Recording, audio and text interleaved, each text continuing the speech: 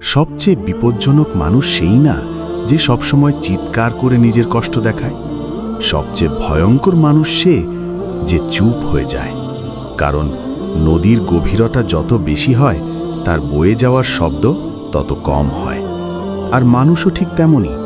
যে মানুষটা ভিতর থেকে সবচেয়ে বেশি ভেঙে পড়ে সেই পৃথিবীর সামনে সবচেয়ে বেশি শান্ত থাকার অভিনয় করে। তুমি কি খেয়াল করেছো, একটা সময়ের পর মানুষ আর অভিযোগ করে না, কাঁদে না, রাগও দেখায় না, শুধু চুপ হয়ে যায়। আর সেই নীরবতাই সবচেয়ে ভয়ঙ্কর।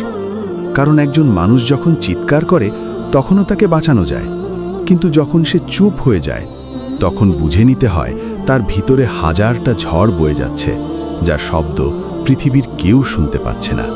এই গল্পটা হয়তো তোমার, হয়তো এমন কারো যে প্রতিদিন হাসছে, কথা বলছে, মানুষের পাশে দাঁড়াচ্ছে, কিন্তু রাতের অন্ধকারে নিজের সাথেই যুদ্ধ করছে।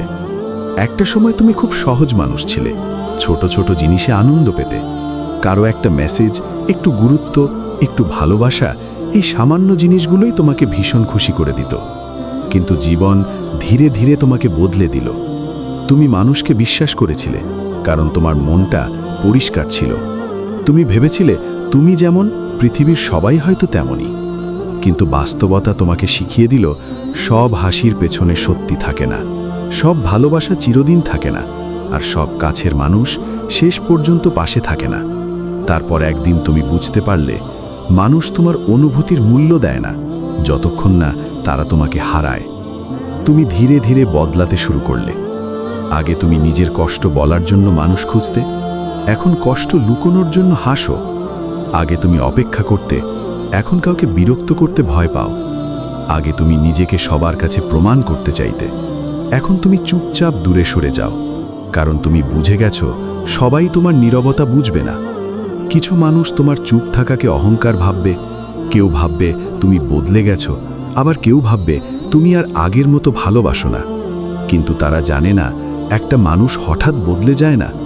অতিরিক্ত অবহেলা, অতিরিক্ত কষ্ট, অতিরিক্ত একাকিত্ব একটা মানুষকে নীরব বানিয়ে দেয়। আর সবচেয়ে কষ্টের ব্যাপার কি জানো? তুমি যাদের জন্য নিজের সবটুকু দিয়েছিলে শেষে তারাই তোমাকে সবচেয়ে বেশি একা অনুভব করিয়েছে।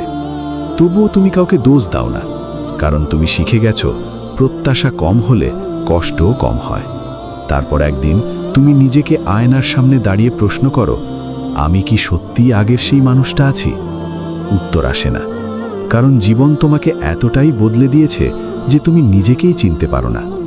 এখন তুমি আগের মতো সহজে কাউকে বিশ্বাস করো না, সহজে নিজের অনুভূতি প্রকাশ করো না, কারণ তুমি জানো মানুষ অনুভূতি নিয়ে খেলতে খুব ভালোবাসে। তবুও একটা জিনিস এখনো তোমার ভিতরে বেঁচে আছে, তুমি এখনো কাউকে মন থেকে ভালোবাসতে পারো, এখনো কারো কষ্ট দেখে ভিতর থেকে ভেঙে পড়ো, এখনো রাতের অন্ধকারে নিজের সব ব্যথা লুকিয়ে অন্যকে হাসাতে চাও। আর এটাই তোমাকে আলাদা করে, কারণ পৃথিবী নিষ্ঠুর হতে শিখেছে, কিন্তু তুমি এখনো সম্পূর্ণ পাথর হয়ে যাওনি। মনে রেখো, চুপ থাকা মানেই দুর্বল হওয়া না। অনেক সময় সবচেয়ে শক্ত মানুষগুলোই সবচেয়ে নীরব হয়, কারণ তারা জানে সব যুদ্ধ শব্দ করে লড়া যায় না, কিছু যুদ্ধ নীরবে সহ্য করতে হয়।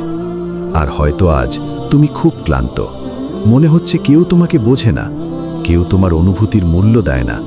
কিন্তু বিশ্বাস করো, একদিন এই নীরবতাই তোমাকে সবচেয়ে শক্ত মানুষ বানাবে। কারণ গভীর নদী কখনো শব্দ করে না, তবুও সে নিজের গন্তব্যে ঠিকই পৌঁছে যায়। তুমিও পৌঁছাবে, শুধু আজ একটু ধৈর্য ধরো। আর যদি এই কথাগুলো তোমার মনের সাথে মিলে যায় তাহলে কমেন্টে শুধু একটা শব্দ লিখে যাও, নীরবতা। কারণ আমি জানতে চাই এই নীরব যুদ্ধটা তুমি একা লড়ছ না। আর এমন অনুভূতির গল্প শুনতে চাইলে চ্যানেলটা সাবস্ক্রাইব করে পাশে থেকো, কারণ এখানে শব্দ নয়, হৃদয়ের গভীর অনুভূতির কথাই বলা হয়।